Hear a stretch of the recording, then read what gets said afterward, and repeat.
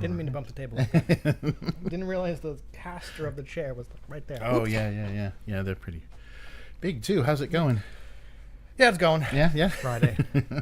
It's about the best I can say. Yep. That's good. You are looking at the new online trainer. Oh, wow. Did you get it? Do you have a funny badge? I don't have anything, bro. I don't get anything. Not a salary increase, not a little button, nothing. Yeah. The only thing I get is more work. Right. Japan is good at that. More responsibility, no more salary. Yeah.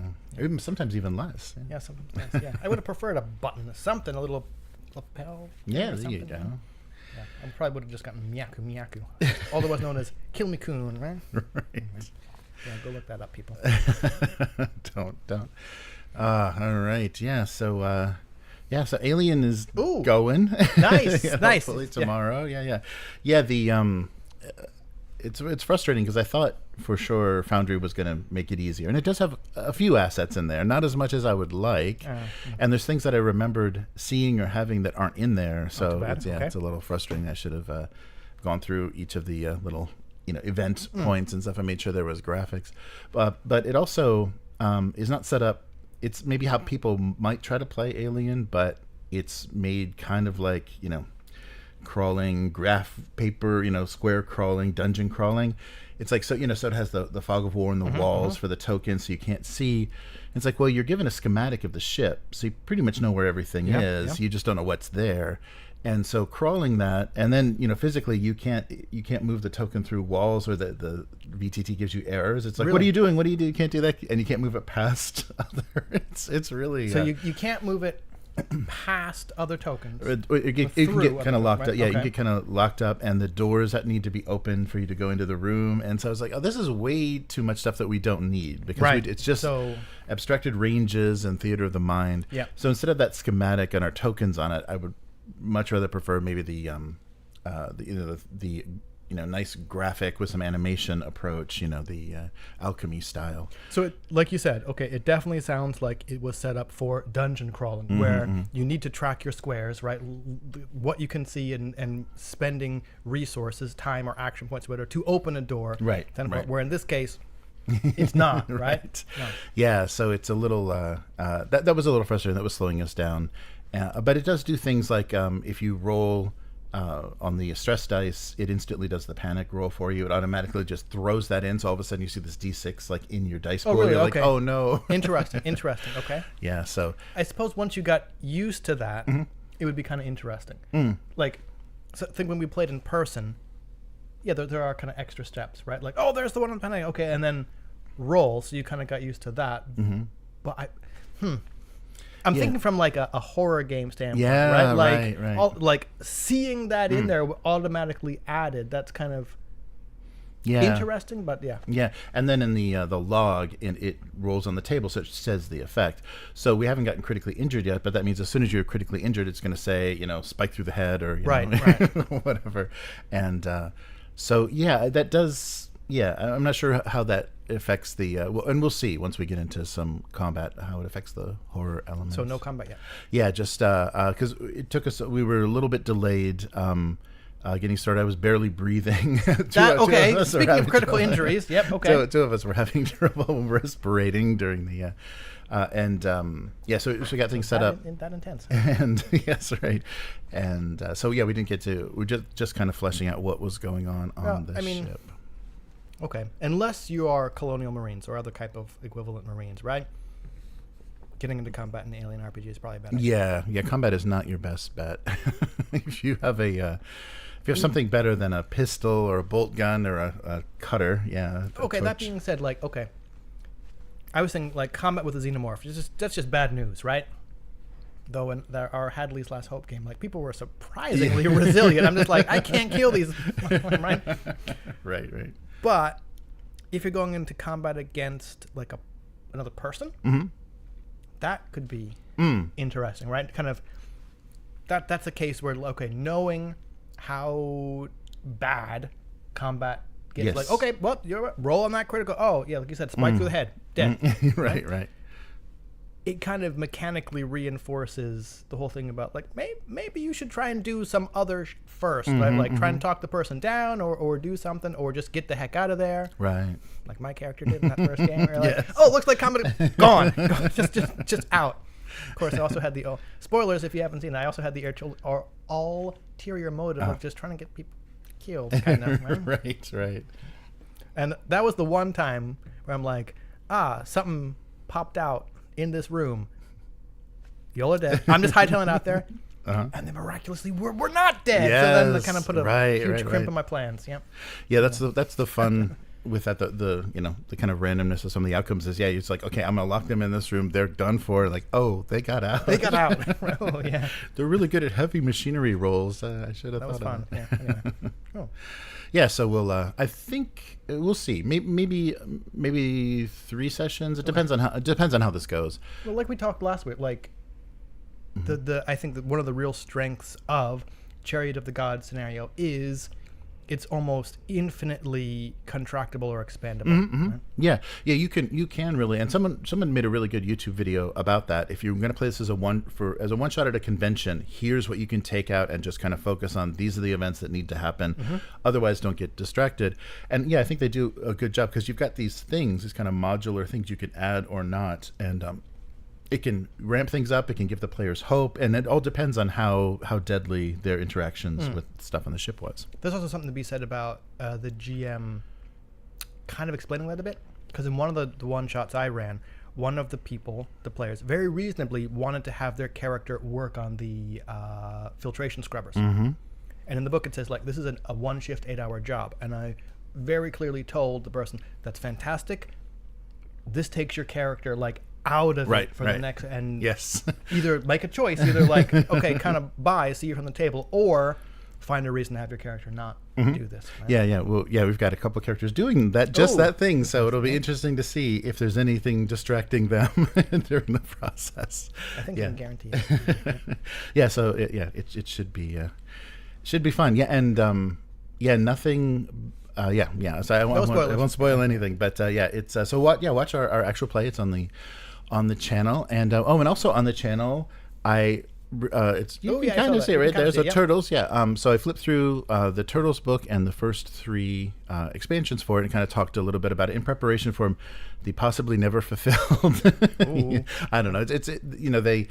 They loaded it up with way too much, and they're waiting for, and I'm not sure if they even have like some of the artwork done for some of the limited covers or whatever, so they promised too much. And now they gotta deliver. And I think that Palladium is kind of notorious for doing that, because they've got dice and things, all these like extra things to add in, and that's getting much more complicated now.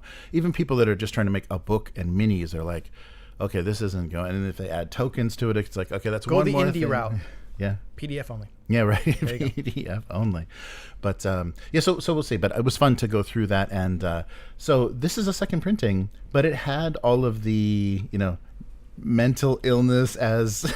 And here I thought you were just going to say like typos and stuff like that. No. Famously, it has for neuroses. It goes homosexuality, pedophilia. It's like, oh, okay, wait, and it is 80s, naive. Was there even anything at the front? Because we've talked before about like the Warner Brother cartoons. And how it's kind of like, well, this is a bit different. Yeah. Well, this is 1985. Like, this book is 1985. Yeah, but I mean, like, is there anything in the second printing that goes, we have not changed anything. This is just the from what for better or worse, just. From what I read, they got in trouble with that because this attracted kids, and they had to go through the first printing and put like just blank stickers over those sections. But this one doesn't have it, and it has all the tables. Maybe they were just explained differently or something. I'm trying to figure out. So if I can find a scan of the first edition, I'd be curious to see what the layout. Because the layout looked on that page. Once that started, the layout looked a little. The spacing was a little bit wider. I'm like, okay, maybe they did change something. But then I got to the neuroses table, and everything was there. Just there, right? So I don't know what exactly they changed, but it's And that was the other thing that the a Palladium guy. There was a quote from him at one of the conventions that when this first came out, we had had a lot of hope for it. It sold well. As soon as the cartoon, the animation, and the movies came out, it killed it because no teenager wanted to be seen with a Turtles thing because that was for kids, because the Play School and everybody had picked up the. I didn't. Yeah, so it became a kiddie brand. Once they changed the color of everyone's mask and everything, it became a kiddie brand, and this thing just tanked. So it's funny that they are reviving it because that means the kiddies that were watching that in the 90s, or watching the Turtles in the 90s, are now going to treat it as an adult property. But it really was. It was a parody of Daredevil, basically, the Daredevil origin. But it really was an indie, like a humorous, but it takes itself seriously indie comics, like a B movie kind of like a... Kind of like Judge Dredd? Yeah, exactly. It's not as satirical, but it does kind of make fun of some of those, some superhero tropes and stuff. But it's dark and gritty, but it's turtles, with ninja weapons. So it had a funny, and I think it's just the name. I think when it became popular, they just bought that name and we want this. We don't really care, what these characters what's going are. on. Yeah. They like pizza, whatever. Well, I mean, all the weird changes. As a kid in like the 90s, I remember a slew of young whatever cartoons, right? I mean, there was like, I'm drawing a blank on them now, but as an adult now, you're just like, why do you think this would make a good cartoon? Yeah. Right? Like, or like appropriate cartoon. It's like, no, you just had the name, you want to just like market something, and so like that's why like G.I. Joe was fighting, or the Turtles were fighting robots, right? Yes. Anyway, yeah. But it was all like Street Sharks and all that stuff. It was like an idea and a name first, and then it became. But immediately, even in the kind of the small press, indie scene that Turtles came out of, there was so many imitators. There was like radioactive kung fu hamsters and like all these like wannabe turtle properties because it was immediately popular. It was just like within a year. They already were, doing second, third printings of the issues, and they were just doing cheap black and white issues. And this was part of that boom, that late '80s. I called it self-publishing in the unboxing, or which I probably shouldn't have. But it's like small press, because printers, and I think especially in Canada, were allowing you to do short-run books, kind of like they do in Japan. You could do a black and white comic with a color cover, and not have to do 10,000, 20,000. You could do under 1,000, and that changed everything because then independent creators could start their own little publishing company. And there were comic book stores now. It didn't have to get into the drugstore chains or Barnes and Noble or whatever. It could get into just the specialty stores because of like Diamond Distribution and stuff.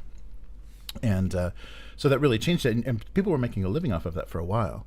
And there's some, very famous series like Cerebus, the Aardvark and stuff that came out of that trend. And so they were in that, but unfortunately they became too successful too fast.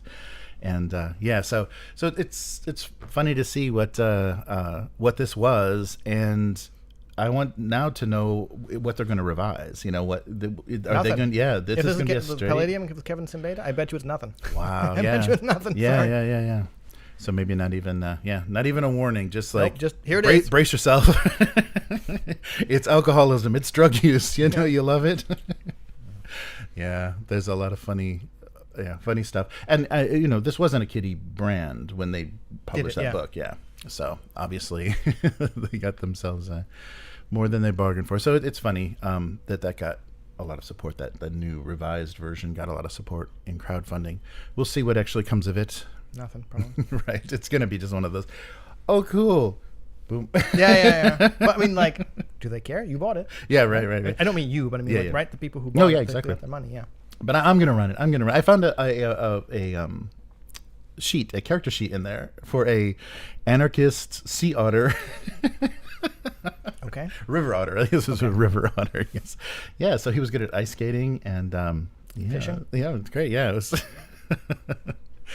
Wow. Good stuff. But because they encourage you. The reason that was so stupid is because they encourage you to just roll randomly. Yeah, just roll randomly. Yeah. There is a certain appeal about just rolling and seeing what wackiness you get. Yeah. Mm-hmm. Then of course there's a whole other thing about playing with it. Like what are you going to do with this anarchist river otter? Yeah, just this Mad Libs kind of thing. Yeah, that you threw together.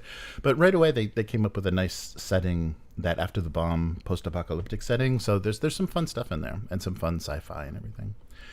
But it's stupid. Fun, but stupid.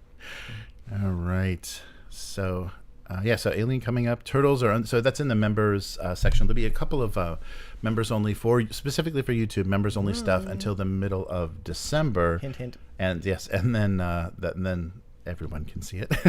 But it's gonna have to stay members only for a little while. Otherwise, why be a member? Yes. All right. Are we doing this? I'm all set. Okay.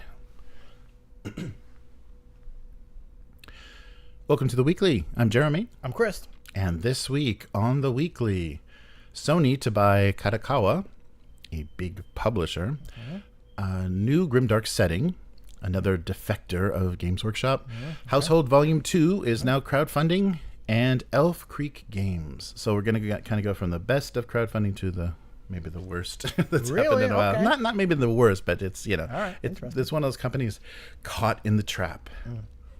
So let's start out with this. This was kind of big news kind of everywhere. So tabletop, animation, comics, even like light novels and stuff. So Sony has been talking to, so they've frozen the, not frozen, but there's been some conditions put on the stock at this time to make sure that this news doesn't drive things. Like they've limited the trading of this stock. Yeah, so Sony's like they assume that like this kind of news could potentially like inflate the yeah, price of there things could be, right? yeah. Okay. And so, and I guess maybe that's a thing Japanese stock market does, but they're keeping an eye on Kadokawa because there's news that they are in talks with Sony to be purchased. And I couldn't imagine, this is like Disney buying Star Wars. You're just like, this is not going to go well because Sony is a terribly managed company. All of their departments don't talk to each other at all. So, yes, so that, and Kadokawa is the owner. So the Kadokawa has a lot of properties that have done really well in games, such as Dark Souls, Elden Ring, Bloodborne, and those have all come to the tabletop in board game form from Steamforged or Come On, and so that's how it's going to affect tabletop. And so there have been two anonymous sources that have reported this, but this company is pretty huge. They own print media, anime, and gaming. Both video and tabletop. Gaming. Yeah, wow. They own it. And this is all in the midst of so what they're thinking is this may create stronger international opportunities for tabletop designers impacted by U.S. tariffs and the EU soon to be implemented general safety regulations, which is going to make everything cost more. So and even Japan has had kind of a board game boom. They're talking about the domestic tabletop market for games and card games doubled from 2018 to 2022 in Japan. It's in Japan only. So there is an appetite for that, and that we talked about this back when this happened. Kadokawa did acquire Arclight, which ran the Japanese game convention, and they have a lot of participation in tabletop, and that was in April. So that was actually earlier this year. Wow, it seems like years ago, but it was just earlier this year. And then immediately, the funny thing about that is immediately after they did that, they were hit by a ransomware attack and a bunch of their customer data was leaked. But so Kadokawa currently owns FromSoft, so that's why they have Dark Souls and Armored Core as well. There you go. Oh yeah, so the trading for Kadokawa stock is bid only with a daily limit of 3,745 yen. So that's what they did to try to prevent some speculating and jumping on this. But this is really going to change because Sony, the thing that people are worried about is Sony recently purchased a couple of the cheesy anime, the localizing American anime companies, and Crunchyroll. They have a big stake in Crunchyroll as well. So that means it's going to be going through Sony whatever if you want to see day after releases of Japanese anime with subtitles, because that's basically what Crunchyroll. This affects me how? Well, it doesn't affect you, but sorry, is that the cost? But that was kind of a golden age because that didn't exist. You were seeing, you're getting anime localized from Japan, 3 years, 5 years later. You're watching stuff from the 80s and the 90s in the US, and it was day after, literally day after it aired on television, it would be on Crunchyroll with subtitles. So that was crazy. So that may be changing, and so they're worried about kind of an anime monopoly is the thing that it seems most disturbing about this. I don't think it's going to disrupt board games as much. It might actually give people more opportunity to get their stuff out there, but they have a lot of popular titles, and Kadokawa recently as 2021 said they guarantee they're going to be, and this may explain the quality, and you're your fandom relationship with anime. 40 new titles a year for anime. Produce at least 40 new anime titles. Yes. Okay. Yeah. Yes. But they have had some hits. Delicious in the Dungeon, ReZero, and The Rising of the Shield Warrior. Well, okay. There is overlap between gaming and anime, so I do get some news. I think Delicious in Dungeon was a manga first, right? So, I mean, it's original anime and that it hasn't been an anime before, but it's an established, I don't know how popular the manga was, but it's an established title. Right. Yeah. So Sony, Funimation, that was the stupidly named company. So Funimation has a big stake in Crunchyroll, and they merged or acquired Funimation. So Crunchyroll has the exclusive rights to a lot of anime titles going to the U.S. So that's the only way you can see most of them, like Dragon Ball Daima and Dun Dun Dun Dun Dun Dun Dun Dun Dun. So those have been popular, and it's going to create a kind of a weird situation. So maybe good for anime fans, because things will continue to very quickly get there, but there's only going to be a few channels where you're going to be seeing a lot of this stuff. But for board games, we may get more and more. Every successful FromSoft game will hit your tabletop. Or we might get successful anime titles in board game form. Oh, that's another thing we could expect. Although Sony is really bad at communicating between its different departments, so we'll see. We'll see what happens, but yeah, that was kind of an odd thing, and it's not finalized yet. But obviously, because because of the stock market thing, people are pretty suspicious that that's what's going to happen. So a big company being right. So everything being under Sony. So watch it on your PlayStation 5 Pro. Yeah. All right. This was funny news on wargamer.com. They're talking about, another defector, Thomas Elliott, former Games Workshop artist, is now creating his own Grimdark setting. So I'm curious what you think about this. So an original sci-fi universe. So for over 5 years, he was a full-time member of the art team at GW, working on 40K and Age of Sigmar. I think he did the third edition cover for the Age of Sigmar core rulebook. I'm not a huge fan of the stuff he did for Age of Sigmar, but I think that's more Age of Sigmar's fault than the artist's fault. It's just not a very interesting subject. But he has created a Grimdark setting that he's calling Eskaton, a far-off future of miniature wargaming. So Elliott says he's been drawing and painting for money since graduating art school. Oh, I didn't know there would be bragging about 10 years ago.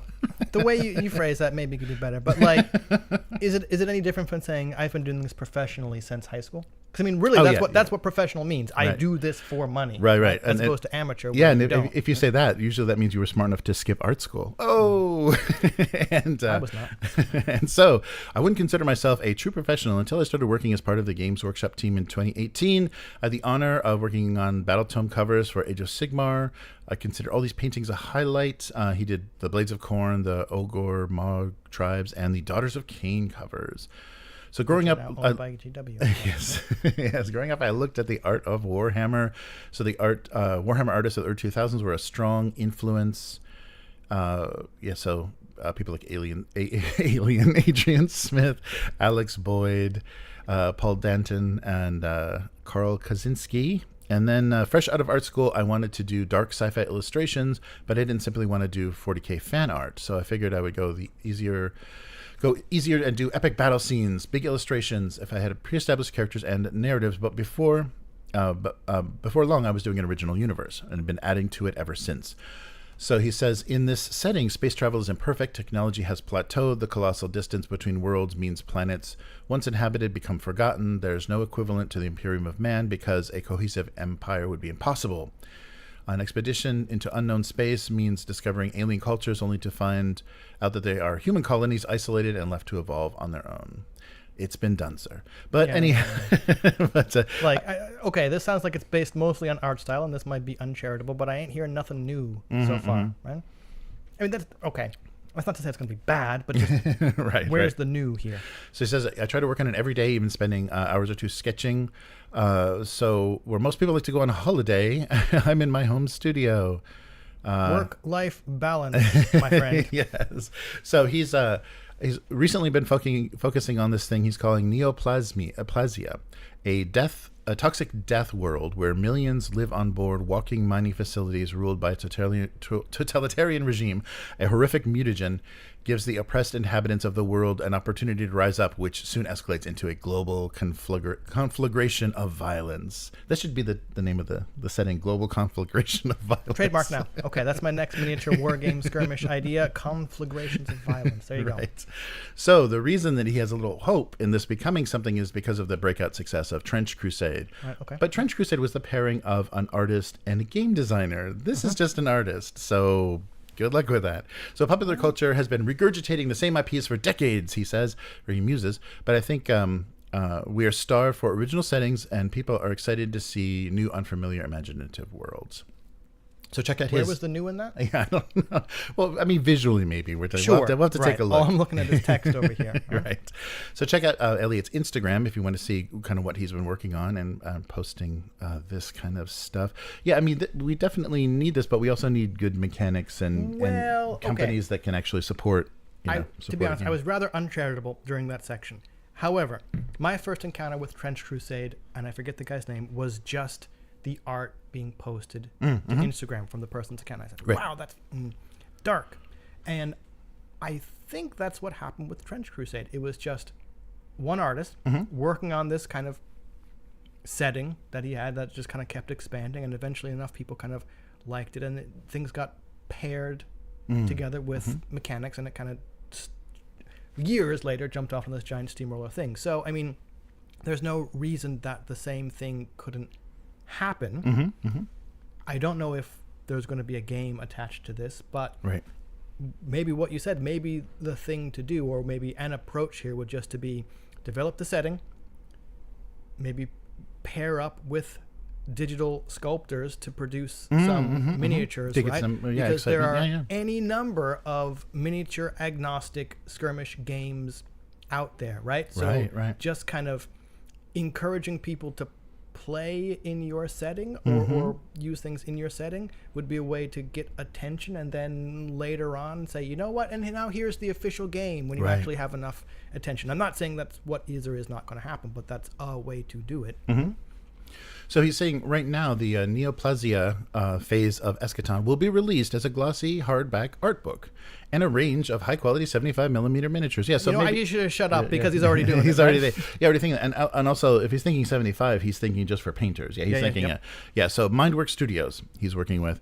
So he dreams of a whole shelf of books. Of art books, I suppose. So, but hooking up with a writer, I think, I mean, especially from his connections with Games Workshop, hooking up with a good writer and kind of fleshing some of this stuff out would definitely be worth it. And they are in early stages of preparing their own skirmish game based on the universe. Yeah, okay. Sure. Early stages, don't know what that means. Maybe it just means talking to people, being like, I have this idea, right? But if somebody, but the nice thing about the internet now, though, is there are designers, the designer of Frostgrave could be looking at his, Instagram and say, wow, I would like to, design some mechanics for that. I like Joseph McCullough stuff. I don't see that matching. No, I don't think so. I just pulled that. I just tried to pull something. Yeah. But, a designer that, because now it's out there and can be inspiration for people and, people that have already have ideas, for mechanics and things. Yeah, so it could be interesting. But so we'll see. We'll keep an eye out for this. I'm sure it's going to crowdfunding. If it's going to be an art book in miniatures, it will soon hit crowdfunding. Yeah, I mean, to be fair, how could it? Oh yeah. Right? He's not enough of a household name for people would instantly go to his online store and be buying things. So yeah, definitely. Plus, I mean, it costs a lot to. I can only imagine how much it costs to produce a hardback, full color art book. Yeah, right. Unless you're already wealthy, you're not just gonna print a bunch of those up and hope people and buy have them sitting in your garage. Yeah, right. Yeah, that's true. Oh, okay. Sorry. Anyway, if they did 75mm, maybe what you can do is scale them down and use them for the defunct 54mm to use for Inquisitor. Yes, right. Yes, that's true. But yeah, like you're saying though, with all the miniature agnostics games, get miniatures out there and see who likes them. All right, so let's start out with a positive experience on crowdfunding. I disagree, Matt. Skirmish games are not going to have a bubble burst. They're very popular. All right, so Household Volume 2, we talked about the Bundle of Holding last week. If you want to catch up on Volume 1, So it is now live, the crowdfunding for this I next think they've already expansion. met their goal. Yeah, pretty quickly. I think it was like they pressed the button and instantly. Oh! Yeah, it has a little bit to do with things being priced a little dear, but you're getting amazing quality for it. I mean, it's worth the price, but it's a painful looking number, especially with that euro symbol next to it. Yeah. You're like, that's even more dollars, isn't it? As interesting as this looks, I will definitely not be backing it because that is a big number. Yeah, and they did have and the nice thing is everything offered from the first, and they did this with Outgunned as well. All the exclusive stuff, everything they produced for the first crowdfunding is available in the second, and this is on BackerKit, so they're making as much money as possible from this, which is great because now they've got two systems, two settings, two systems they're supporting. I don't know the systems are all that different, but they're supporting both Outgunned and Household. I'll have to look into this because I thought Household used something similar where you were also looking for matching dice. Yeah, it's pretty similar. I don't think it's identical, but yeah, it uses the suits. Their icons, they use the suits of playing cards. And so there will be new folk and new vocations, additional mechanics tied to changing seasons and colossal opponents. And so the previous version won Product of the Year, Best Production Value. They easily could win Best Production Value. They're and really everything they do is really gorgeous. So the setting, of course, is little folks living grand tiny adventures in a big abandoned house set in a Regency-like era. Yes. And what was it? The wainscot? What was the... it was... I'm drawing a blank on it. The Wainscot Fantasy? Yeah, yes, right. So 100 years after the disappearance of the Master. So they're in an empty house, and So the original 4 playable little folks in the first version were fairies, boggards, sloughs, and sprites, and they will be adding in this second volume fae, gnomes, bargas, and Shinigami. I kind of rolled my eyes a bit when I saw that. Right. It's cute. Okay. It's playful. Like they're doing playful things with like the the rhinoceros beetles and stuff. But yeah, it is like a little on the nose as far as like there's. I was talking to someone earlier today and like whenever I see like Japan or something Japan in the game, I'm kind of like. I'm going to steer away from that unless I look at the authors and be like, oh yeah, you're right. Yeah, but I think all of this is kind of and they're expanding like you're going out into the yard, so you're leaving the continent of Europe. You're leaving the continent of Europe. So they wanted to probably something that appealed to them and maybe appeal to the illustrator, like something visually that would be fun to do. And I think like we discussed last time, this might possibly be a way to do kind of 19th century European history without or trying to minimize the baggage that comes with. And like you said, okay, we're going out of the house, which means we're kind of going to like more exotic countries. And I just hope they haven't like orientalized one group of people. Anyway, we'll see. We'll see how that goes. So the garden is the new setting. Some call it the Outhold or the Endless Green. Some see it as harsh, inhospitable land, and some call it the last bastion of freedom. Some strive to conquer it. Poor souls. The truth is, nothing out there is like anything on the inside, and it is immeasurably vast, too vast even. And yet, if you know where to look, you can maybe find yourself. There we go. Yeah. So first you have to leave the old porch and then get yes. So, and of course, a map of the garden is going to be done by Fabio Porfidia. I think the same illustrator that was working previously, and everything that they produce is great. The map itself, the backside of the map is a candy wrapper. There's like a logo for it. That's pretty funny. Yeah. I like that. And the thing that just hit me with this game too, because they produce miniatures for it. I'm like, oh shit.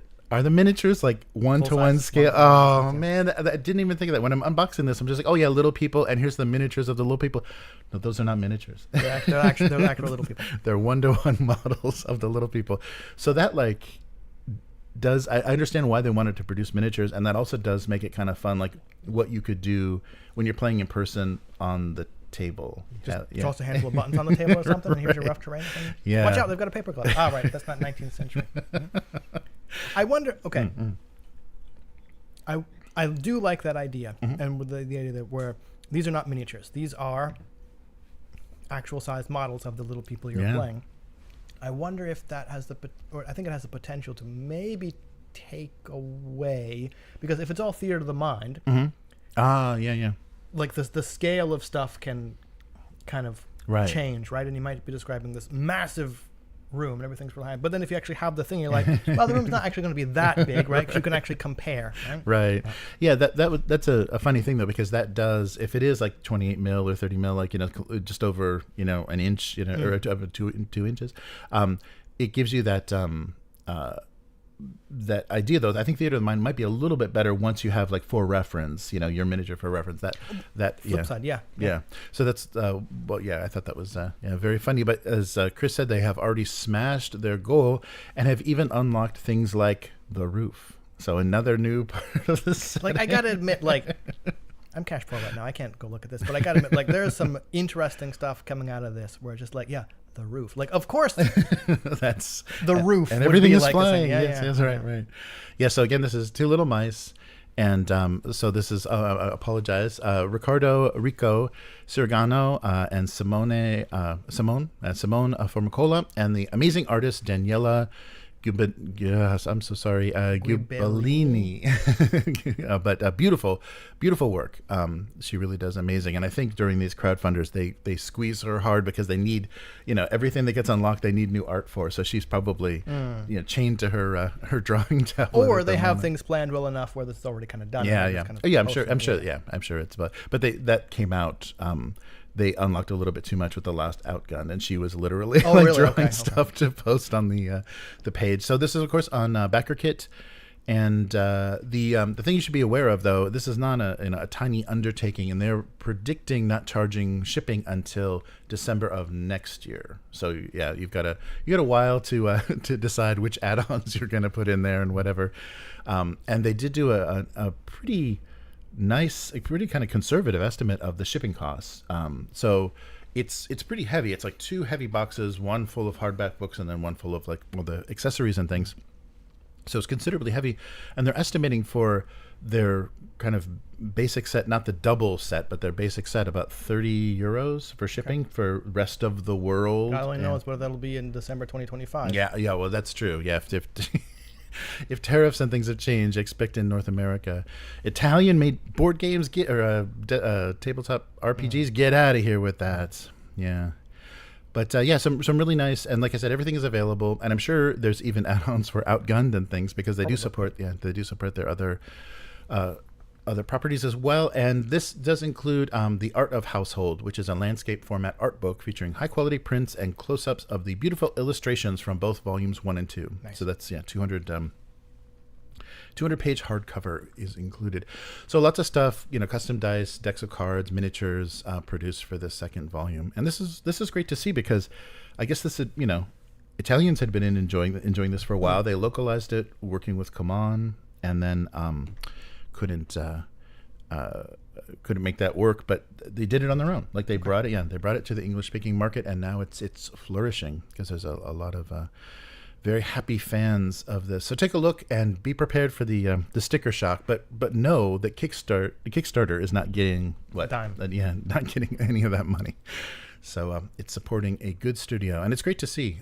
Great to see them. And leading up to this, they did a really nice series of live streams with like reveals, and so they're really handling everything well. I guess I know how to run a good campaign. Yeah, definitely.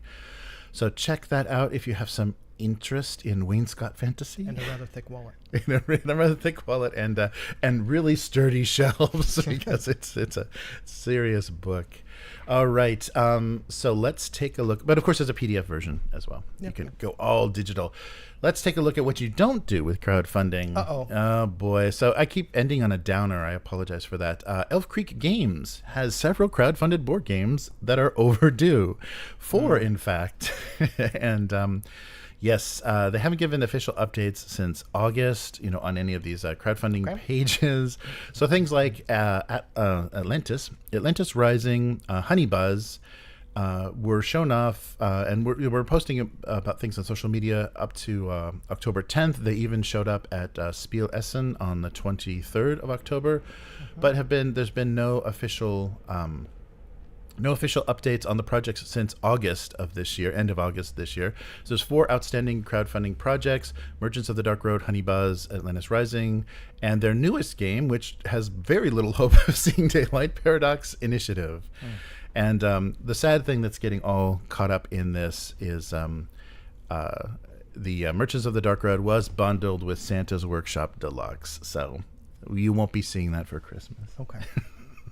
But anyhow, it looks like...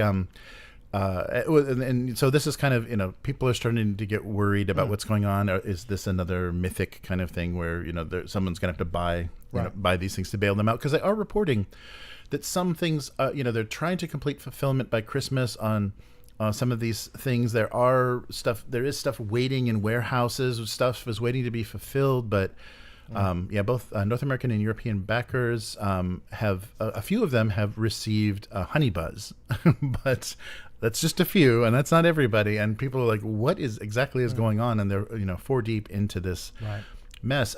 Paul Solomon, a designer on Honey Buzz, announced that he left the company on the 16th, and he repeatedly contacted their partner Allplay about Honey Buzz, and is trying to provide fans with updates about the shipments and things. But and there was another artist that they talked to. Perhaps it was a different article that was saying he was working on a royalty-based, maybe royalty-only based, and they haven't broken his contract yet because the game hasn't shipped yet.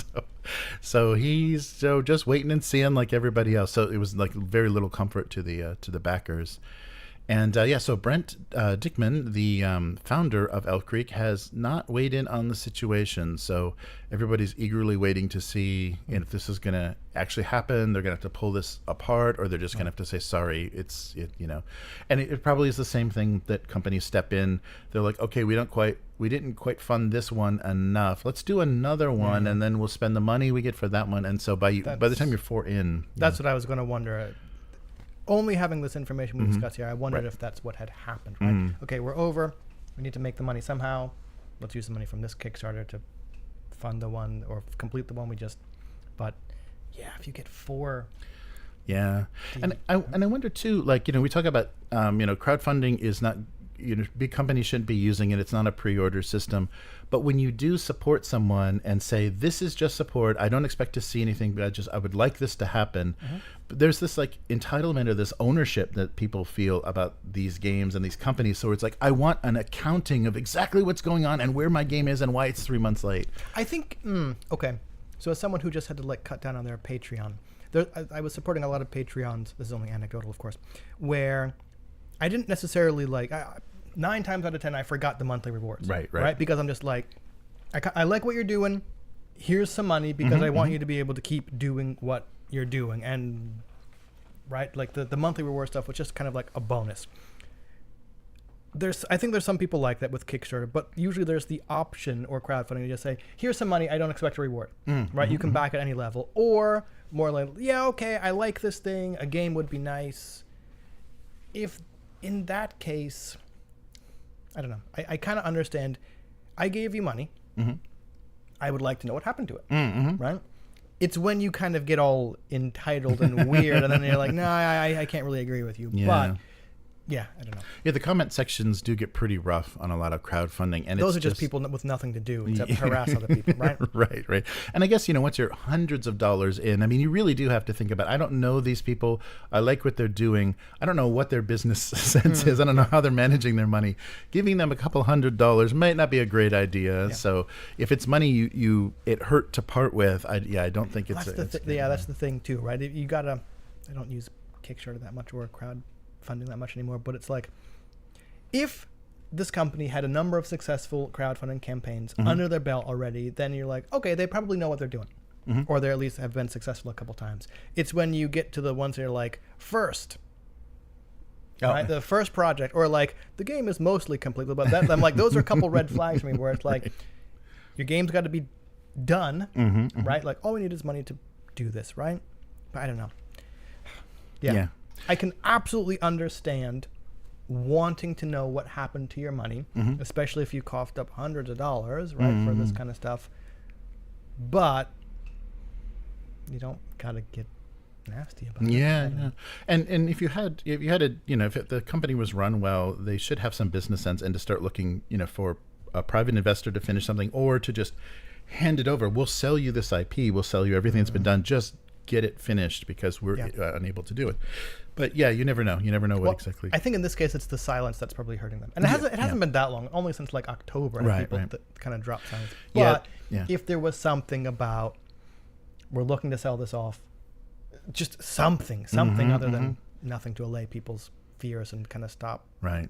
Yeah. And a funny detail, the Santa's Workshop designer said he's been in touch with the company several times, but nobody that he originally worked with is still with the company, so it's a bit difficult to get his questions answered. So people seem to be leaving a sinking ship. So sorry to hear that for Elf Creek Games. I'm sure there's a lot of disappointed people, but this is just, I think it's the trap of crowdfunding. It's just like it's money for nothing, and it's like you don't have to actually show results, and then you start getting getting yourself into point taken. But I think like if you do that too much, you would burn yourself, right?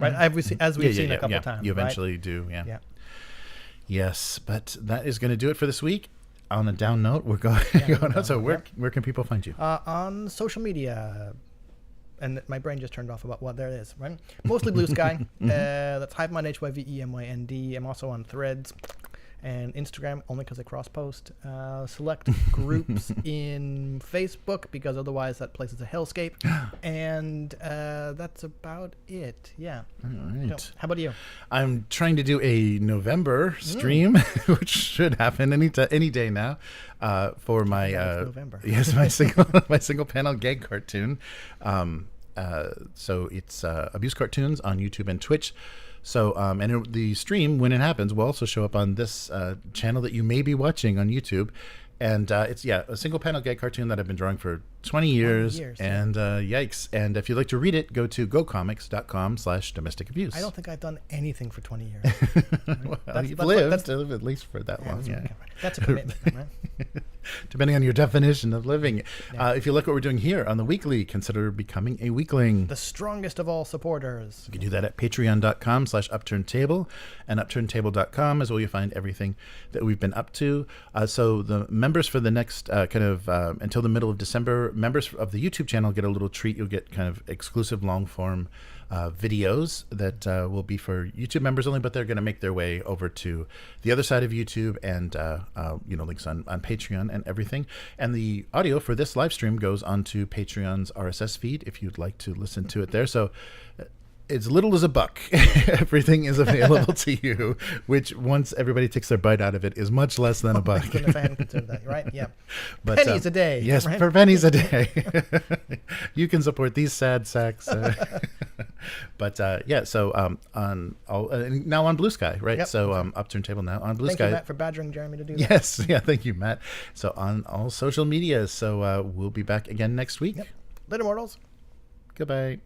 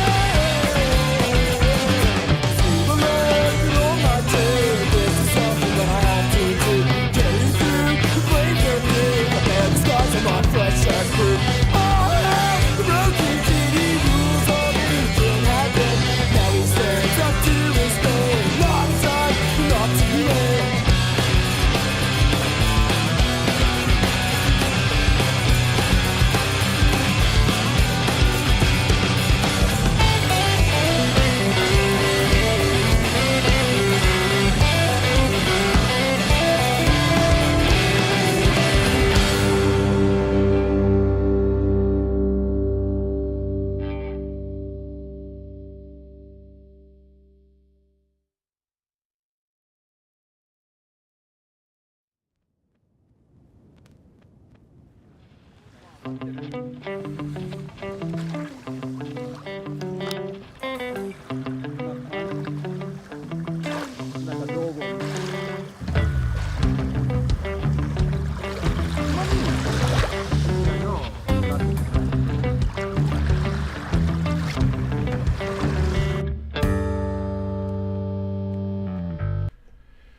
right. So sorry about the interruption. There's an event going on on one of the lower floors, and they brought us some cream puffs. So it was cream puff delivery, but I don't think they quite understand what we were doing up here. We didn't want to go total IRL stream, so sorry about the interruption. So how is everybody doing? Ready for some more Alien? What's going on here? Ready for some more Alien tomorrow? All right. So cool. Yeah, cool to see everybody in the chat. Abyss, Galarion, and Matt. And Chris's wave. Yeah, that's solving Chris's wave. Hey. Let's see. Yes. Yeah, Alien did well. Got a lot of people viewing. I think it's just it's a popular game. There's a lot of actual plays for Chariot of the Gods online. And Orcus. Hey, Orcus. Let's see. Yeah, that was Foundry is the only official platform so far for Alien from Free League, but I don't think it's the best. I mean, Foundry was definitely originally built to play 5e. Or Pathfinder, you can definitely feel that. But but yeah, so we'll see how it goes. Yeah, I'm curious. No countdowns have started yet, which is strange for an Alien deal. Oh yeah, and Romulus is now on Hulu. I saw that. I think it's on Disney Plus in Japan. But it's definitely one of those movies. Like the first time I watched it, you've got your expectations are set way too high, and there's things that you want, an Alien movie to do, and you don't just and not seeing it. In the theater, I think changes things a lot too. It like lowers your expectations and stuff. But it was much more charitable to it the second time, and there's really good performances in it, except for that stupid puppet, that poor Ash puppet. Yeah, it they do with a really not a huge budget. They recreate Alien pretty well, but it's just I think the art of crowd-pleasing moments has been lost. I think like Spielberg, and there's just a few people that know how to do that. And so the regurgitated garbage stuff that we're getting that I think, like in the Star Wars sequel trilogy and stuff, I think a lot of the people think they know how to do that, and they're kind of aping 80s style, like, fan cheering moments. But there's very few directors and screenwriters that really know how to make those scenes work. So a lot of the fan service stuff like really does fall flat when you're just like, it's more eye rolling than anything else. And maybe, just our expectations and stuff have changed. So I don't know. Yes. But the super awkward first edition history. So I was surprised in that second printing book. I don't know what changed. There's not a lot that changed. So is that going to mean that in this revised edition they're not going to make much changes? I hope at least they fix the the layout, make it a little easier on the eyes. It doesn't look like, though, even the color covers that they're doing for this revised version, they're okay, but they're using like it's not Comic Sans, but it's a font. It's like a comic book font that's not much better for their titling and stuff. I guess it's better than Helvetica, but I hope those books look okay. I didn't go very far in on that, but I did want to see what the new books are like. But Palladium. Abyss was talking about, I got a Palladium video recommended to me like 2 hours ago. They are doing a history of their own company. Like there's an official, like the Palladium YouTube channel is doing history of Palladium. I haven't watched those videos yet, but I keep seeing those recommended, so I should take a look and see. Oh, nice. Yes, the founder is notorious for suing his own fans. Yeah, what was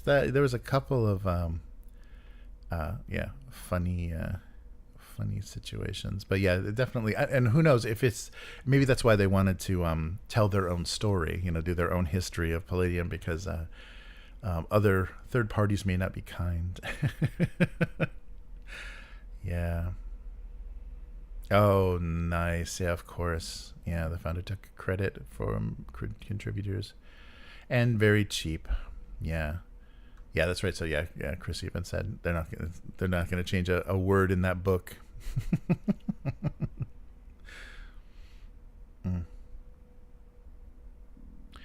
Yeah, so we'll see. Oh wow, companies are already consolidating in reaction to theoretical tariffs. Yeah. Yeah, it's weird. There were a lot of articles about that, and people just kind of like reacting and getting conservative, getting kind of changing the scale of things and kind of scaling back, with their projects and things that they were doing. So we'll see. Yeah, 66% of FromSoft. Yeah. So that means now Sony is going to own a lot of access to the output of those studios.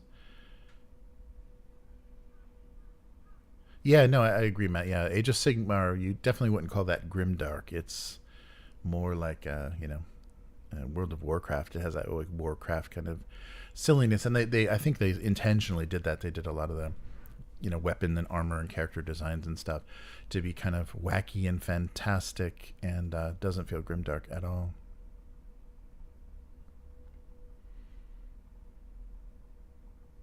Oh yeah. Oh yeah.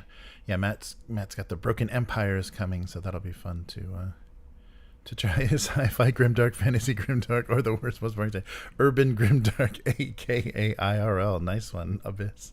Urban grimdark, the setting of us all. So GameFound alone has like 3 skirmish games in the past month or two. Then YouTubers make their own tabletop settings left and right. Yeah. Nice.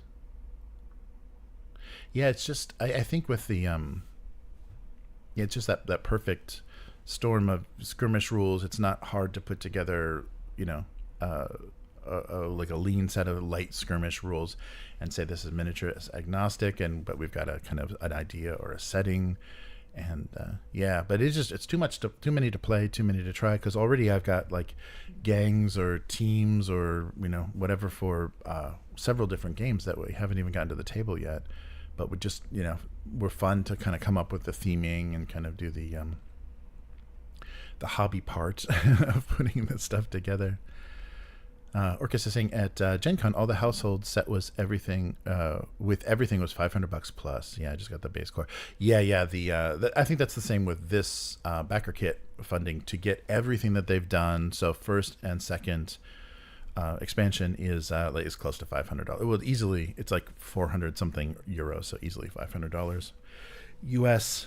So it's pricey, but they're beautiful. Here's the so they do magnetic seal. Look at this magnetic seal on the. So it's like a book, and it's got an end paper on it, but no, it's actually a slipcase for all of the books, and the books themselves. The nice foil treatment and everything. They're really. I mean, it's just. And that's why they won the production stuff, because they've got they do the soft touch on the books themselves, and look at that shiny foil and ribbon bookmarks, and just really gorgeous. They're I'm not getting this because of the light, but a really gorgeous layout, and everything works so well. So each part of the house they're describing, like there's the wallpaper is part of the edge design and stuff. I mean, really really gorgeous stuff. So anything, and that's why I felt really bad. It was expensive too, but their kind of Black Death game. It came in one of these style boxes that actually served as the Game Master's screen, but it was just like one of those games that I thought, I don't know if I'd ever be able to talk people into dying from the plague and dreaming about being someplace better. But the art was gorgeous, and the production and the screen included in there. Yeah, it's really, really, really, really nice stuff. But like I was saying, this is heavy. I mean, this is really heavy. So the shipping, I hope they don't run into trouble on the shipping because it's brutal. Yeah, so I'll put a link, since I spent all that time goofing around with that. I'll put a link to the unboxing so you can actually see page by page how that looks. But just the quality of the materials, and I don't know if it's an Italian thing or something, is that they don't cheap out on anything. And if they're going to do that illustration, it's going to be reproduced well. They don't cheap out on any of the components or anything. Really, really nice stuff. And so especially for an immersive kind of that type of fantasy game, it works really well. Like I said, the map of the house is done on a candy wrapper, and things have these nice touches where it just things become kind of immersive in the setting. But yeah, it's but I can't even imagine buying that at Gen Con and then having to heave that, carry that somewhere and be throwing sparks off the back of your car when you put it in the trunk trying to drive home. Yeah, it's a bit dear, but really, yeah, really beautiful stuff. And I think they're keeping stuff in print, which is nice, because it seems like both for Outgun and Household it'll be in print. So like I said, there's a year before they're even thinking about shipping this. You get some time to think about it with late pledges and stuff. But as far as just a game object, they're just, there's few people that are doing it that nice now, that aren't, cheesing you out with 5e stuff. Like Beetle and Grimm stuff might be at that production level, but you're paying much, much more. Much, much more.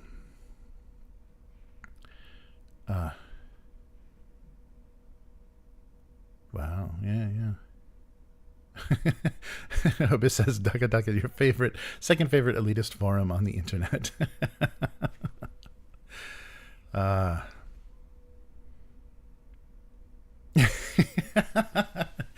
Matt's angry. Yeah, too little messy to calm down and finish making my Kickstarter stuff. Yeah, they haven't shipped Adventure yet, have they? Yeah, I've got all kinds of stuff coming for Adventure. Yeah, I just couldn't. The coins that they did for the first Outgun are really nice. So they did, of course, gold coins, like treasure-looking coins for the new stuff. So, yeah. Nice. Failed or undelivered Kickstarter comments sections are my favorite pastime. Reading if you are in the mood and reminders of how horrible humans can be. Yeah, there's that confrontation, that French company that was saying that they were revitalizing confrontation.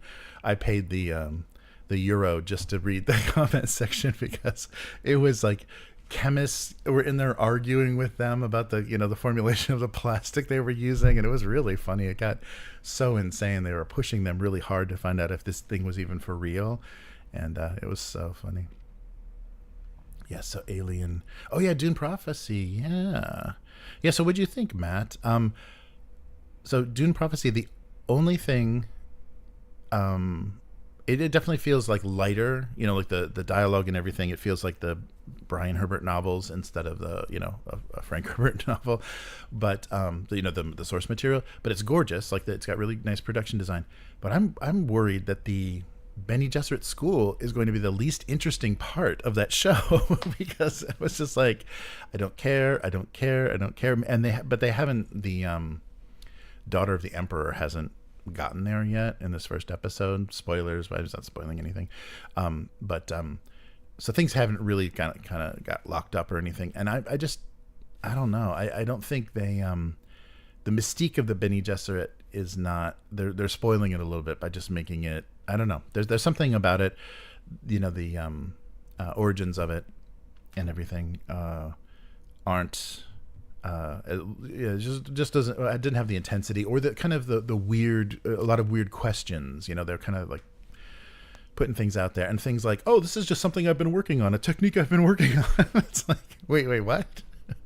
There should be more explanations about the physical discipline, because that's the thing that's interesting about the Dune setting, is the physical discipline and how humans realize they have to be if they want to expand their connection to the universe, their power over the universe, it's going to come from within human capability.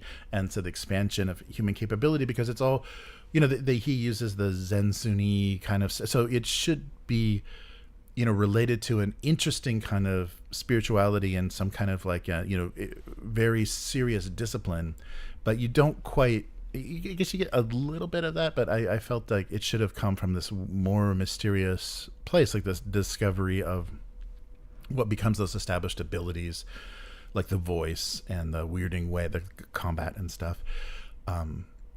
Should be. I was just hoping it would be a little more interesting. It just seems like, every school of students just. You got to be really careful it doesn't read like Hogwarts. Like Hogwarts School for Little Girl Ninjas. I don't know. It's got to be. You got to be careful with that. But it's gorgeous, and there's some good actors in it. Some good actors were cast, and already they've got some good questions. You got to have a good character death in your first episode to get me hooked. But yeah, should be fun. Yeah, this Travis Fimmel is definitely great at playing crazy. Like, what's up with this dude? Yes. Yeah, I was worried from the early trailers and the promotion stuff that he was just going to be the Duncan Idaho kind of thing. Like, let's. But no, he's definitely not that. Yes, yeah, it is scary a bit. Yeah, Sony could literally become the content overlord of Japan, or at least controlling so much of the exporting and localization of stuff out of Japan, because there's been a huge crackdown recently on anime streamers and fan translated manga sites, and a bunch of really big movement to shut down everything, because for a while there was so much stuff. People had just put up their own translations or scans of professionally translated comics, so there was so much free comic stuff out there, and finally there was a huge crackdown and all that stuff kind of went away. So that's a good opportunity, I guess. People might actually buy it, but I don't think there's really, I mean, maybe a streaming service or a subscription service for manga, but I don't think people are, the way they want to price manga in the foreign markets is outrageous. It's insane. Like it's popular, and it's a staple entertainment in Japan because it's cheap and accessible, and you can choose the thing to immerse yourself in and spend the money on it, but just to read it or just to watch it, it's very low cost. So yeah, we'll see. Yeah, that would be crazy. Oh, Fifth Element in the theater last night. Oh, I'm jealous, Matt. That's very cool. Yeah, I would love to see that again on the big screen. That's got good art direction. I love the look of that, trying to imitate the European art stuff. Having that Mobius kind of look. Yeah, Two Little Mice. And these are huge books, too. And it was nice that because the Outgun stuff is tiny. Outgun stuff is these little guys, so it doesn't get to show off. I mean, they do. Yeah, they'll take a whole page to show off the character art, but you don't get to see the illustrators' work as huge. But this is much easier to deal with those full size, because they're bigger than the household stuff is bigger even than A4. It's really chunky. So it's nice you get to really show off, and I think that was their,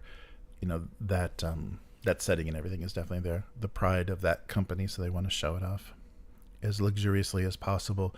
But it would be nice if they did like a soft cover rule book or something to that you could get the PDFs and then get a couple of excuse me, soft cover books to pass around the table.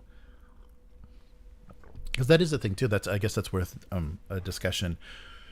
If you go too deluxe on your books, and like when they do limited editions and things like that, it's like something you don't want to put on the table and have people breaking the binding and passing it around and spilling stuff on it and sorry, greasy fingerprints and all that good stuff. So you got to be careful not to go too deluxe, because then it becomes unusable. It just becomes something you want on the shelf. So it's tricky. Yeah, or there you go, Matt. Yeah, that was the other thing, the club sequence. That kind of stuff. I mean, I think in that setting and in the Imperium, and especially in the Brian Herbert books, they do like go into kind of the decadence of it. There's more sexuality and, well, I guess it's not more. Dune is pretty, the original Dune novels are pretty sexual, but they go into the decadence of the Imperium And but that club stuff just looks like CW teen garbage. You gotta. God. Okay, so we're gonna have another cough-filled alien session. I'm so sorry. But I saw some promise definitely in that show. It didn't grab me like the Penguin. I was like, okay, good. This seems competently done. This felt okay. I'm a bit tentative. Character death is good in the first episode. And they brought up some interesting things, but it seems like it's a lighter treatment of a pretty, serious setting. There's something that just felt a little silly. Come on, brother, let's go to the club and do space cocaine or whatever they were doing. Oh yeah. If we can get the Ixians, if we can get face dancers and stuff, because there's a lot of really good stuff that are never going to show up in movies in any kind of big way that they'll be able to play with. And I think the origin stuff is fun. It doesn't connect and it doesn't make a lot of sense, with the original novels in some cases. So I think there's going to be, and then the internet is just going to be full of that, arguing about the changes and stuff. Yeah. Hopefully we'll get. There's good actors, so I hope they get some good dialogue. Sometimes good actors get nothing in these recent productions and streaming series and stuff. You just see this, talented people just like totally going to waste. Like there's just nothing to do. Like Adam Driver in the Star Wars sequel trilogies. It's like, why would you put an actor through that? That was the worst character ever. Trying to give him something to hold on to. Yeah, the blue eyes thing's intriguing. Yeah, people have theories about it being the God Emperor. Nice. Yeah, I hope they do. Or Omnius. Yeah. I hope they do. Because they are playing around with. It's much earlier, so they're playing around with it being much closer to the Butlerian Jihad. So, the people, the kind of religious zealots and the people that are anti-technology are very anti-technology. So, and they're like Ricci's was a good good house to show that they're still fucking around with stuff. They didn't get rid of everything. I thought that was cool. So it'll be fun if they are playful with it, and if there's somebody that's like writing it that cared. I didn't have a lot of the behind the scenes stuff. Didn't give me a lot of confidence about it being great, because it's just the same, like, almost AI written, just plug in and there's the sets, and you go into these sets, it's amazing, and it's so amazing. That's all Game of Thrones, every single behind the scenes thing, it's just plug in the name of the actor, director, series. People don't really go into very much at all. Maybe it's behind the scenes of earlier. They can't talk about the plots or anything of the characters, because none of that's started yet. But we'll see. We will see. Yeah, but it's fun that they have this earlier time to play with, and they emphasize that by saying 10,000 years before the birth of Paul Atreides. So this is early days, and I like the. I think they cast that Strong for the was it Richard Strong, the actor that's playing the Emperor. I think that he's good because he looks powerful and looks willful, but also can have a nice kind of weakness. That was kind of cool, or kind of not a weakness, but you can see his flaws. But we'll see. Richese. Oh, that's right. Now we have to. They said it. Yeah, that's right. Richese. But the board game people, nobody says it the same way. Yeah, that's right. Richese. That makes them sound even more luxurious. Yeah, I'm sure that's some of the discussion too. I think every Dune production, that's the discussion, because you can see the Denis Villeneuve stuff. They pronounced everything a little bit different than you'd heard before, so they have to kind of say, give us our pronunciation guide. Yeah, I'll never write a pronunciation guide for Dune. I can't do it. You can't say the same thing twice in the same way. All right. But, yeah. We'll get back to it.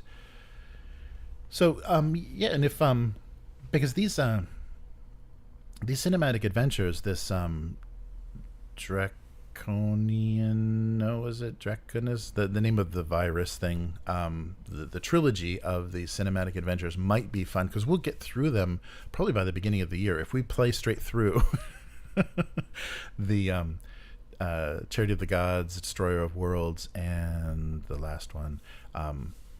That would be fun. Yeah, it would be really neat. And I think after Charity of the Gods, the players will really know, like, okay, how these, the tone of these things and how the agendas are going to go, and like how much you're working against each other and stuff. Yeah. Oh yeah, and the one thing, and I'll remind on the stream too. So listing back, we didn't do that, but the interesting mechanic in Alien is you can't just you betrayed me, bang, you're dead. You can't kill anybody. You can't do anything that would end somebody's life without first failing an empathy roll. So I think that didn't come up because, I think basically, if you watch the stream, Matt's character was shooting at an alien coming out of someone. He wasn't shooting at someone, to take their life. Their life was already, pretty much forfeit by the blood burster. But once backstabbing and stuff starts to happen based on, agendas, you can't just blow somebody away. You first have to fail an empathy roll. Then you can do that. But you have to, you can stop yourself, or it can be too much, which I think is good. I think that works in with the panic and stress mechanics and stuff. Of course, that's going to do stuff to you. Yeah. Oh, I love that. Yeah, I love the whale fur, because that is their, like, if you read any of the wikis or anything, that's how they made their fortune. Like, that's how they became a great house, is their whale fur trade. That was a good detail. He's like, everybody loves a whale fur. But that's all Brian Herbert stuff. So some of it is kind of silly. Like, some of it is just, like, nonsense. But, yeah, it'll be fun to, or that may be a detail that was, like, in the encyclopedia or something. But there's going to be fun details, and we've played around in that world enough with the Modiphius RPG that there's going to be some fun stuff, and I hope some inspirational stuff, because Matt and I were talking about doing like a commentary or like a talk over of the series, like watch it together and just talk. But so that might be fun to just talk about the setting, to just kind of immerse ourselves in the setting and kind of what they do with it and how that would work in the game, or what's interesting about that in the game, because there's a lot of nice. The series is already bringing up some nice tensions about the Emperor as opposed to the Landsraad. Like, he's really got to watch himself around these other houses. And when we're seeing stuff early enough that when you know how things play out and who takes things from who and who gets control of Arrakis and all that good stuff, it's fun to see that and what the betrayal is. So I forget if they did. I think they just talked about a betrayal, like House Harkonnen losing their status. But maybe they'll actually talk about the battle, specifically the cowardice of a Harkonnen general that caused their kind of lack of reputation. Oh yeah, not to attack, to kill. Yeah, for a killing. Yeah. It's just killing to take something that's not an alien, another player's life. Yeah, you have to fail. You have to fail an empathy roll. Yeah, not just to attack, but if your intent, if your intent is like you're pointing a gun at someone's head, shoot to kill, that's pretty much intent to kill. Yeah. But but just combat. Yeah, I don't think you have to pass an empathy roll just to shoot back at somebody. But but we'll see, because we're going to get into those situations where there'll be guns possibly pointed at people, and we'll see what happens. But you're right, Matt. It's a fail empathy to use lethal, do lethal damage to take something's life.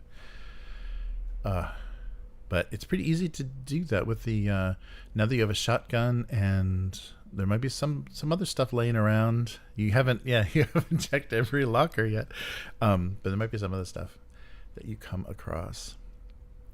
But yeah, it should be fun. But yeah, we'll see how people are feeling after this first one, because I don't think those cinematic adventures are to everyone's taste, because they do take a pretty dark turn, and if that's not very pleasant, then maybe some people are just like, yeah, I don't want to. Let's just do a campaign where we can like develop these characters, not do this like giant clusterfuck of like betrayal. But we'll see. Yes. Oh, and I think I got to double check the rule. I think Will was right. I think in the stream he was trying to lead me in the right direction. I think for weapons, you don't lose your reloads. You don't roll for reloads. You lose your reload if you fail. Fail shooting, then I think you have to reload your gun. I'll have to double check that. It wasn't clear in those abbreviated rules. They didn't do it. So I'll have to look in the core book. They didn't have it listed clear. But yeah, everything that has charges or some sort of supply, power supply or something, you do have to roll for it. So the tools and everything, you do have to roll in your oxygen and stuff. But for weapons, I think when it's a reload, yeah, we were rolling every time you shot it, but I think it's only when you're not successful. Yeah, that's true. Oh no, that's right. We did. Yeah, that's right, Matt. We did Deathmatch Island. So yeah, I think that'll work. No, that's very true. I don't think the group will want to. I think they can handle it. But yeah, that'll be fun. I would really love to just kind of run through those, since we're in if we're in alien mode. That would be fun to run through this, because they're going to be doing more stuff with this revised version. Get the last little bit out of this first version before they fix the rules. Oh, that would have been so much better. Nice. Yeah. Oh, that's true. Yeah. No, that's a good point, Abyss. Everyone knows what they're getting into. Yeah, that's why it seems like the campaign, might be hard to pull off. It's like you probably would need to just constantly be adding NPCs and stuff, so if there was character death, they could, jump off, because I think it comes it could become very quickly. Go very quickly. Deathmatch. Yeah, Matt was talking about Deathmatch Island, but no, Alien is a. Those are definitely expectations, like body horror and easy death. Yeah, that was the funny. Somebody was doing a how to play Alien Combat, and they just had two players like run at a xenomorph and both just get their heads bit off, and like that's not a great example. Neither of them had weapons. I think one was like using their bare fists, and the other had like a crowbar or something. Like, that's not a great example of Alien, because I don't think any character would be stupid enough to do that. But yeah, it's definitely, it's deadly, and so you want to set yourself up, give yourself the most advantage as possible, like, trap the alien or do something, think through things instead of just running barehanded down a corridor at a xenomorph. Nice. Oh, nice. Oh, yeah, that'd be great. Oh, Matt, yeah, if you're going to do the solo cyborg stuff, I definitely would love to draw some character art for you. Oh, that'd be so cool. Yeah, very, very cool. And I can set you up with everything if you want to record it, record it so you can like make it perfect and cut it up. Or if you want it to be a live stream, you can live stream on this channel and just, do a hang so you'll have a chat, because I'm not sure if what's better for solo, if you just do it yourself and then like release it. It's up to your preference. Like release it in this like best possible way with all the rule lookups and everything cut off. Or if you do it as a live stream and so you have a chat that can, like make decisions for you, like, help you with the, kind of randomness and the generation of stuff. I don't know what you think would be a better way to do it. But yeah, if you're going to do cyborg, that's great. Very cool. Oh man. Yeah, I'm curious about that. I've read through the book, but I haven't run cyborg. But yeah, with some solo rules, that could be good fun. Nice. Yeah, so let me know. Let me know what you want to do, and let me know. Just send me some, couple sentences about the characters, and I'll whip you up some art. Yeah, wait a minute here. No, I'm doing it. I'm just doing it for the exposure, right? Right. Matt's gonna give me some good exposure on a.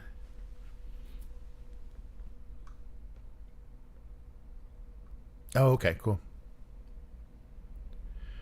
Cool. Yeah, it's definitely something I think you'd have to figure out, because I've wanted to do that a lot, but it seems really intimidating. I don't feel like I know any one system well enough to like run a solo RPG on a live stream without worrying that I'm making it really, really boring, where I'm like, wait a minute, wait. So, yeah. But yeah, eventually we'll get there eventually. But yeah, very cool. Yeah, just let me know. Yeah, let me know what I can do to help if you need some other assistant, beyond character art and stuff. Any assisting graphics? I think you can handle most of that. But yeah, that'd be fun. Draw some cyberpunky folks. Nice. All right. Well, very cool. Yeah, I'm glad. Glad things worked out. Sorry about the cream puff delivery. Yeah, I think I got to do like a link tree, or just a page on the website with the links for everything now, for all the social media. For Upturned Table, I don't think it's any one place, because I was starting to YouTube for some reason was kicking back. Like I had a series of links, a big series of links in the descriptions for the videos, but I guess it got to be too many or whatever. I was getting this weird error where I would try to upload these videos and finalize them, and it wouldn't save. It would refuse to save, but it wasn't giving me any error anywhere telling me why it wasn't saving. But I deleted some of the repetitive links and stuff, and a lot of the links to like previous videos and stuff, and unboxings and things.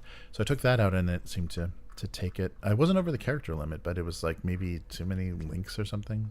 They just change their minds with whatever.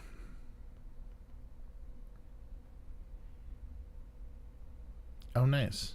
Oh, cool. A token kit and Oracle. That's great. Oh, that'll be great. Very nice.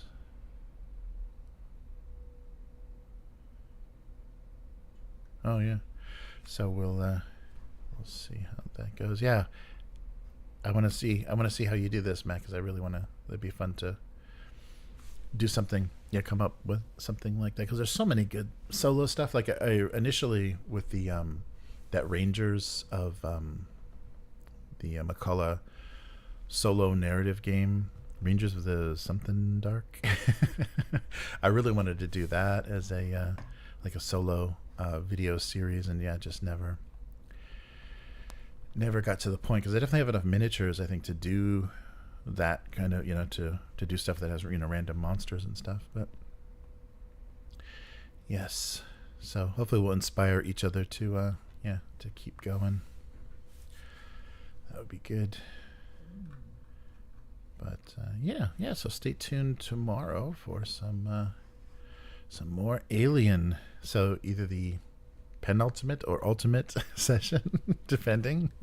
Yeah, I guess depending on how things are. You never know. The character choice really, really does change these cinematic adventures, because I think things go very different ways. Because there's things that usually happen in the first act, and just the way we were doing things. Oh, that's right.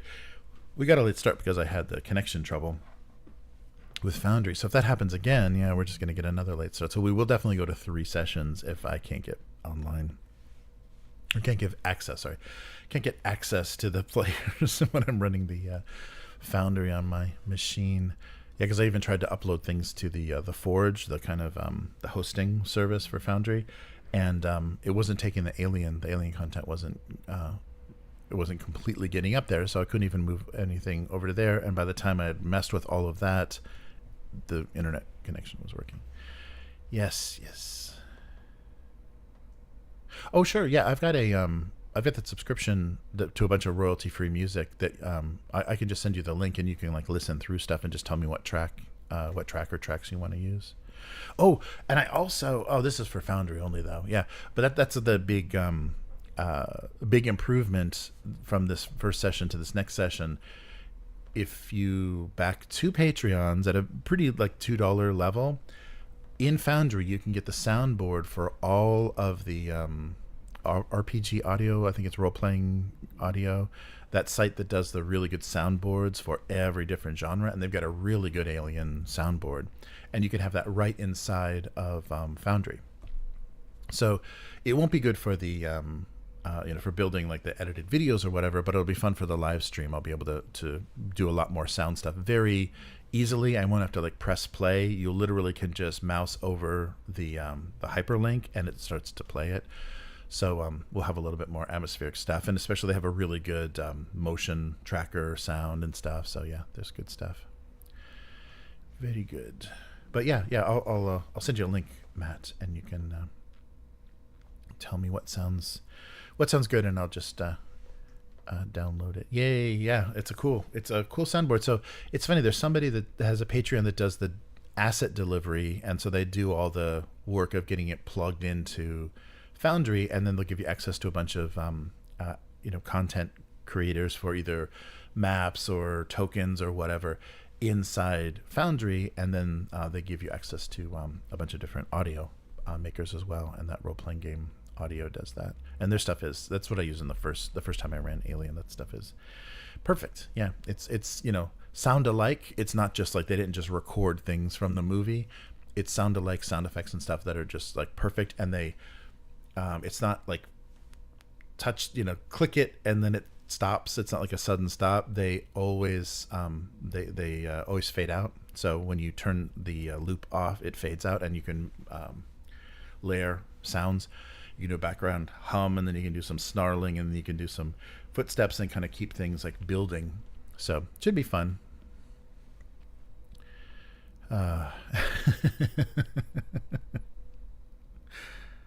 Nice. It says 12 active backed projects and stretch pay on, oh my gosh, on GameFound. Enabling, that's crazy. Yeah, that's the thing. I guess because they are the payment processor and stuff, because they were the pledge manager companies. Now I think with both BackerKit and GameFound you can do the what's it called, payment plans. You can break stuff down into payments instead of doing the charge your card for $300 or whatever. I just feel like this is I was worried about that after the pandemic or during the pandemic, that this was all just going to go away. We'll see. Support crew for Abyss. Nice. Oh.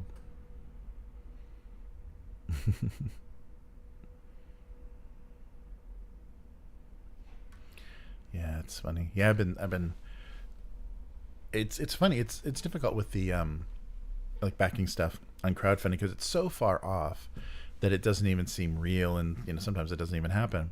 But I'm very all or nothing. It's like I really want to do something, and it's not worth it just to back something for the PDF or whatever you want to. If you want to support it, you want to do the whole thing. But I can talk myself out of stuff very easily as well. So it's very funny. I'm either like everything pledge or no, nothing, zero. I'm sure they'd appreciate a PDF at least or something. But yeah, it's funny, and it's so frustrating too. The way some of the companies handle retail. That's been really frustrating recently. It's like stuff gets to retail before they fulfill it, and then now that I'm paying extra tariffs and stuff in Japan, it's so frustrating, the price that I paid for some of this stuff. It's like, okay, it's currently discounted, and sometimes that's the funny thing is there's such a short kind of window of it being new on the online retailers like Miniature Market and stuff. that it will go, and you've got like 6 months of it being full price and possibly selling out, and if it doesn't sell out, it goes right to clearance. So if you backed something and then you see it as like a 60% clearance on one of these online retailers, the game stores, because they just don't want to sit, they don't want to sit on them, that's so depressing.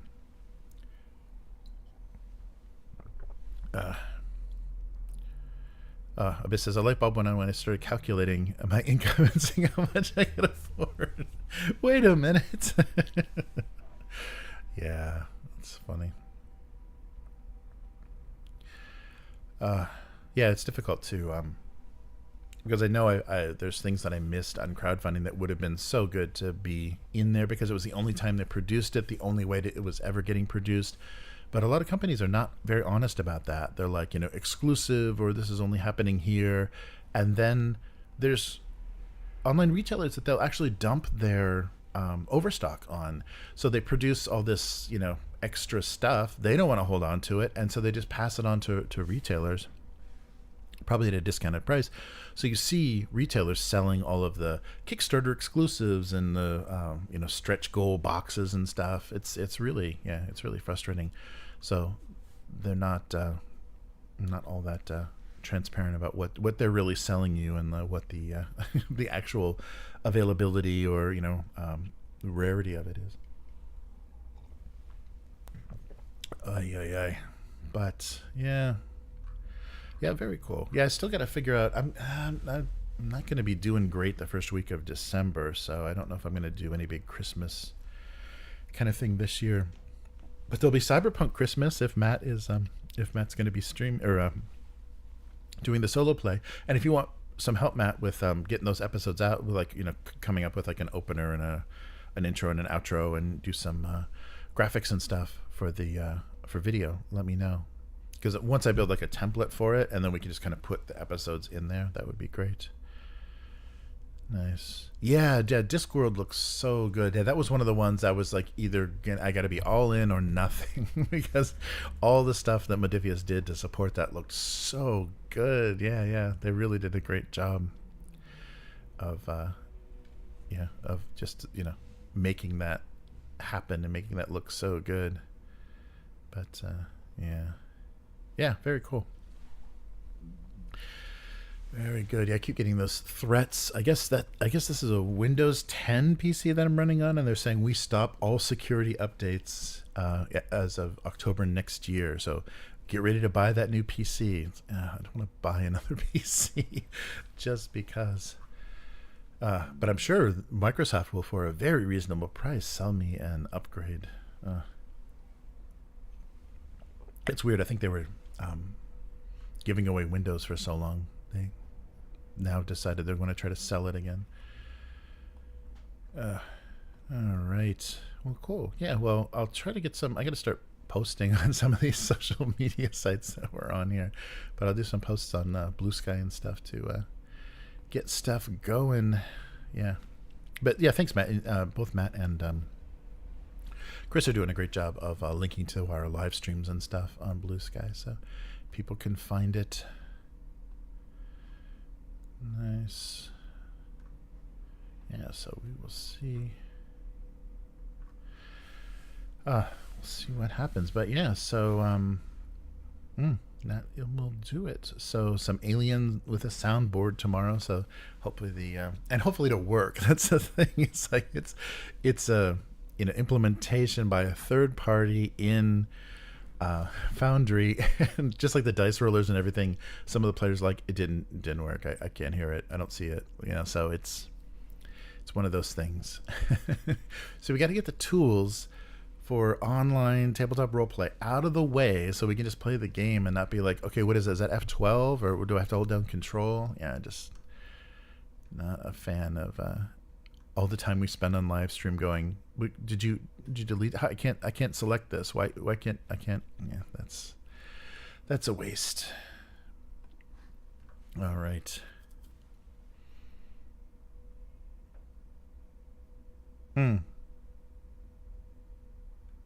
Yeah, it definitely has that. Especially, I like that in the writing for their the crowdfunding page.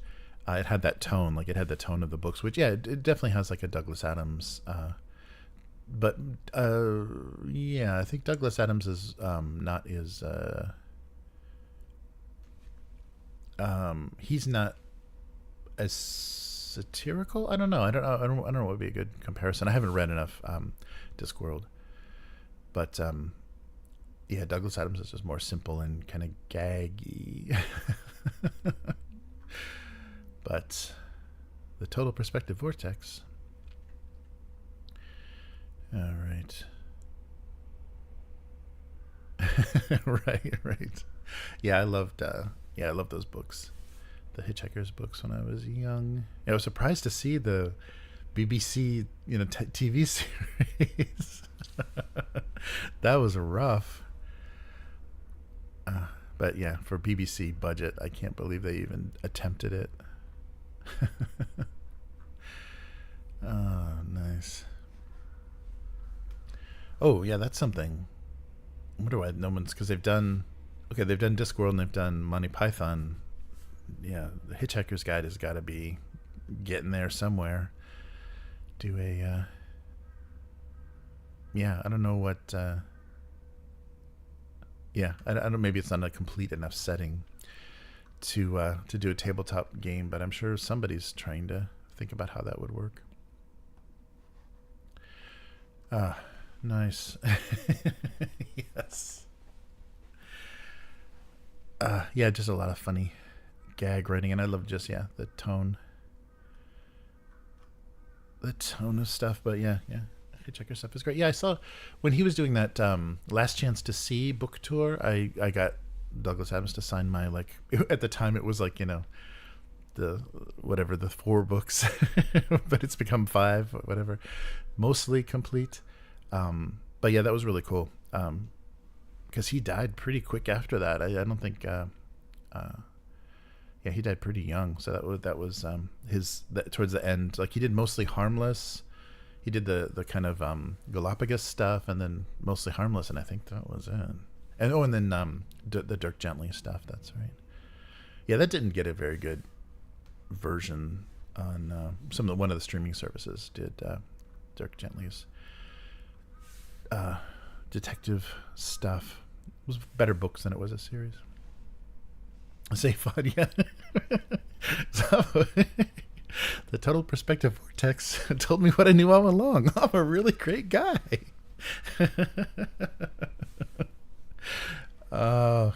So my love of those, like, I read the books when I was young, but the radio plays are so good, and there's, like, they go off and tell stories that they didn't do in the book. But I love the Hitchhiker's radio plays, and because I love the voice actors, all the Marvin's voice and the Arthur, the actor that did Arthur and stuff.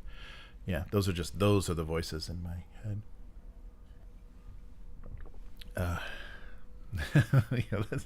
That could be really great. Yeah. I could definitely see the group we have now playing that.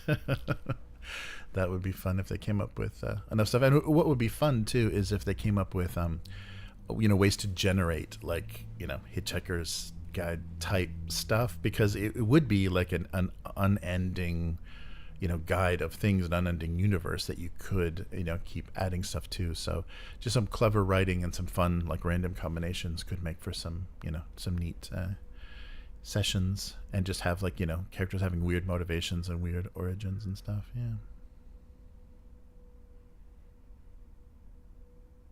Abyss, I think you're right. He's Abyss is saying, Dirk Gently was one of those first Me Too shows that got ultimately shifted and heated. That's too bad. So I wonder what the estate or the management of those properties is, and if we'll be seeing a Hitchhiker's game, because I don't even think in the 80s they did one. Like, I don't think there's been any. I'm probably wrong about that, but it doesn't seem like there's been any treatment, which is with as popular as those books were. And for that kind of perfect, early role-playing game age, didn't see it. Good stuff, though. Yeah, so Discord, that's a shame, but it's going to be around, just without all the cool extras that they did.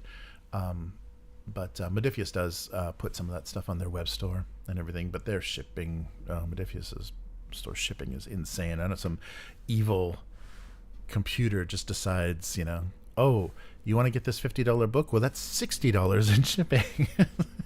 Okay, great. And so the when they have like really good sales on the Modiphius site, it's like, oh yeah, so I'm basically paying the full retail plus $10 to get it to me. So it's not a sale.